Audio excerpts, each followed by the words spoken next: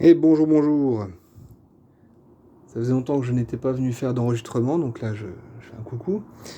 Hein, je travaille à mon nouveau grand projet, puisque vous savez que j'ai quitté mon travail il y a maintenant un peu plus d'un mois.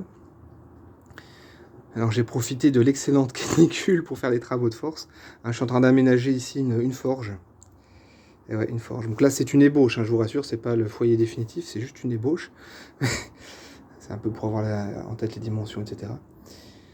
La philosophie de la chose, ça va être beaucoup de travail manuel, volontairement, hein, beaucoup d'efforts faits, utilisation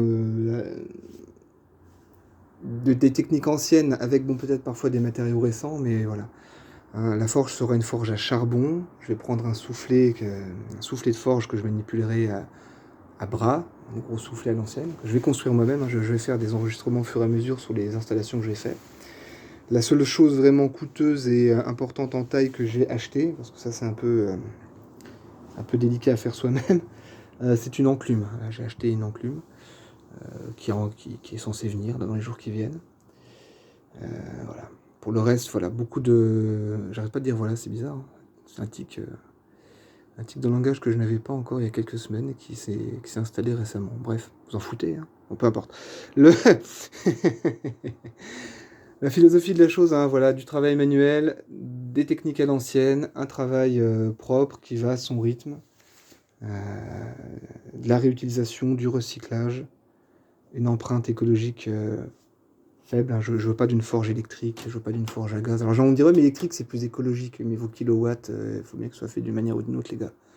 Hein, l'électrique, alors, je reparlerai un de ces jours, mais je trouve que il y a un engouement pour l'électrique qui est assez déconcertant, parce que les gens réfléchissent pas à ce qu'il y a derrière. Bon, bref, c'est pas le sujet. Voilà, et puis, bon, je vous tiendrai au courant. Je vous dis, je vais faire des petits enregistrements pour faire un peu le carnet de bord au fur et à mesure que l'installation se fera. Le toit aussi va devoir être réaménagé, de toute façon, parce que là, c'est une espèce de plaque en plastoc. Hein, si je monte un foyer là-dessus, ça n'ira pas. Voilà, tout va être bien, de la bonne brique réfractaire. Bon, ça, c'est des briques de récup. Mais les briques réfractaires, elles sont nickel, là. Elles sont pas stockées ici, elles sont encore chez quelqu'un. Mais voilà. Si vous êtes un peu curieux, si vous vivez en milieu rural, vous pourrez voir que les gens jettent vraiment tout et n'importe quoi, n'importe où. Donc ça, c'est des briques qui étaient dans des tas de gravats illégaux, quoi. Les gens font des tas, font des dépôts de gravats sauvages n'importe où, en forêt, sur les chemins de promenade, etc. Donc là, je suis allé me servir là-dedans. Donc ça fera le pied. Hein, puis c'est à jour en dessous, parce qu'il faudra que j'aille chercher, je mettrai une petite trappe pour récupérer le mâche-fer, les cendres, etc. Oh, je vous expliquerai tout ça quand je ferai le montage définitif, vous verrez. Ça va être fun. Moi, c'est une belle aventure. Alors après, je suis un peu partagé. Hein. Il y a le côté toujours un peu exaltant de se dire c'est quelque chose de nouveau. Et puis toujours un peu le côté réticent de dire si ça va pas, si ça rate, si ça va de travers. Mais bon. Si on a peur d'agir parce que ça pourrait ne pas marcher, on tente jamais rien au bout d'un moment. Donc voilà. J'ai envie de me lancer dans cette nouvelle vie, cette nouvelle orientation. Après là, voilà, les motivations, j'en parlerai, je pense, un peu plus en avant. Le pourquoi, le comment, la genèse du projet. Là, ces derniers temps, j'étais pas mal, comme c'est les grandes vacances, hein, ici en France, j'étais pas mal avec mes enfants, j'étais pas mal justement sur ce projet-là. J'avais envie de faire un break après le travail. Ça m'a fait du bien de quitter le travail, je suis quand même plus détendu qu'avant. Alors pour la petite histoire, là, je parlais de la canicule et du travail que j'ai eu à faire. T'es là, toi?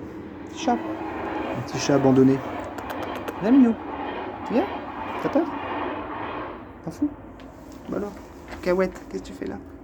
Maman. Oh, le chat féroce.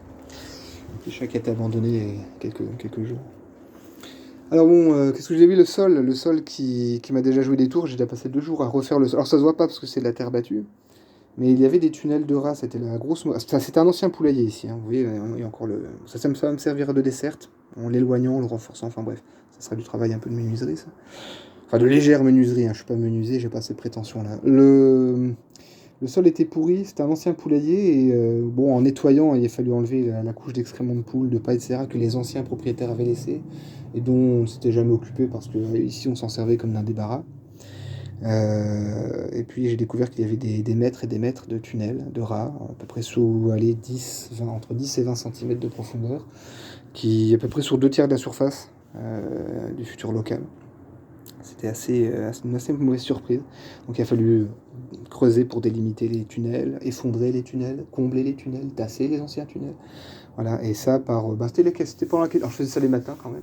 C'était pendant la canicule, donc en gros il faisait 30 degrés, 35 degrés quand je faisais ça, c'était pas marrant. Au moins c'est fait, c'est derrière moi. Après, bon, vous allez me dire, mec, tu vas faire une forge, attends-toi à travailler dans la chaleur. C'est sûr. Bon. Bah écoutez, le chat se demande vraiment ce que je fabrique. Qu'est-ce qu'il fait? Les humains, ils sont bizarres. Ils parlent tout seuls avec une boîte. Hein? Non, petite cacahuète. Bon bah écoutez, bonne journée, puis à bientôt.